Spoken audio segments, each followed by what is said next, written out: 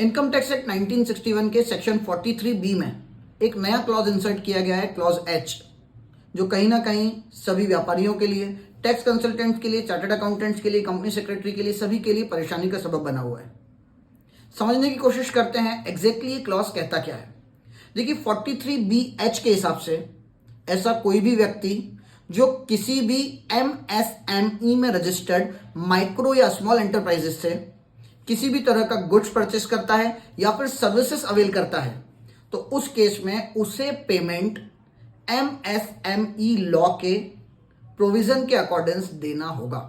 यदि वो नहीं देता है तो उस केस में वो जो परचेस उसने किया है वो डिसअलाउ हो जाएगा। परचेस डिसअलाउ हो जाएगा मतलब खर्चे का डिडक्शन उसे नहीं मिलने वाला है। खर्चे का डिडक्शन उसे नहीं मिलने वाला है, इसका मतलब वो जो खर्चा उसने किया है, परचेस जो उसने किया है, वो उसकी टैक्सेबल इनकम में ऐड हो जाएगा। यहां पर जब जब हम लोग MSME लॉ वर्ड को यूज करेंगे, इसका मतलब है micro small and medium enterprise development act 2006। मतलब पहली बात मुझे समझ में आई है कि यदि मैंने किसी ऐसे व्यक्ति से गुड्स परचेस किया है जो माइक्रो स्मॉल और मीडियम एंटरप्राइज डेवलपमेंट एक्ट में रजिस्टर्ड है माइक्रो या स्मॉल एंटरप्राइज के रूप में, तो उस केस में मुझे उसे पेमेंट MSME लॉ, जो ये डेवलपमेंट एक्ट है, इसकी जो लिमिट है उसी टाइम लिमिट में पे करना पड़ेगा। यदि मैं नहीं करता हूं तो वो परचेस जो है मेरा डिसअलाउ हो जाएगा। अब MSME लॉ की टाइम लिमिट क्या है? देखिए प्रॉब्लम यहां नहीं है कि आपको MSME लॉ की टाइम लिमिट में पेमेंट करना है, लेकिन समस्या यहां आती है। MSME लॉ बोलता है कि यदि बायर और सेलर के बीच में किसी भी तरह का कोई एग्रीमेंट नहीं है तो उस केस में पेमेंट 15 दिन के अंदर अंदर करना है। ये 15 दिन कहां से शुरू होंगे? बिल की डेट से नहीं, बिल की डेट से शुरू नहीं होंगे। ये 15 दिन गुड्स के केस में उस डेट से स्टार्ट होंगे जिस दिन आपने गुड्स रिसीव किया है। मैंने गुड्स रिसीव किया, उस दिन के 15 दिन के अंदर अंदर मुझे सेलर को पेमेंट करना पड़ेगा।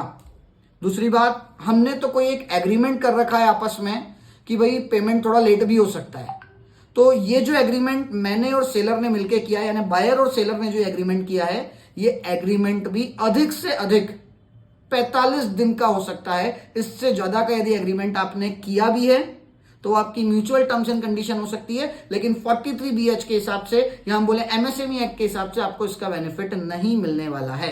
मतलब सिंपल सी बात है, यदि मैंने किसी भी ऐसे पर्सन से गुड्स परचेस किया है या फिर सर्विसेज अवेल की है जो MSME लॉ में माइक्रो या स्मॉल एंटरप्राइज के रूप में रजिस्टर्ड है, तो उस केस में मुझे उसका पेमेंट 15 दिन में देना होगा।